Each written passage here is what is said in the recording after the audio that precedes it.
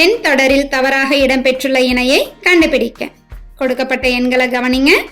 இப்ப மேல உள்ள எண்களை பார்த்தீங்கன்னா ஒரு 5 5 குறைஞ்ச மாதிரி இருக்கா? 50ல இருந்து 5 கழிச்சிட்டோம்னா 45, 45ல இருந்து 5 கழிச்சோம்னா 40, 40ல இருந்து 5 கழிச்சிட்டா 35, 35ல இருந்து 5 கம்மி பண்ணினா 30.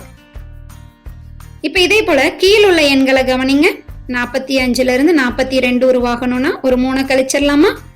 அப்ப மீண்டும் 3 கழிச்சிட்டோம்னா நமக்கு 39 கிடைக்கணும். ஆனா அங்க கொடுத்திருக்கிறது 47.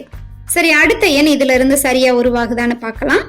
இப்ப 39ல இருந்து 3 கழிச்சிட்டா 36, மீண்டும் 3 கழிச்சா 33. அப்ப இந்த இடத்துல சரியா இடம்பெற்றிருக்க வேண்டிய எண் 39 தான். இந்த தொடர்ல தவறாக இடம்பெற்றுள்ள இணை எதுன்னு பார்த்தோம்னா ஆப்ஷன் டி 40/47.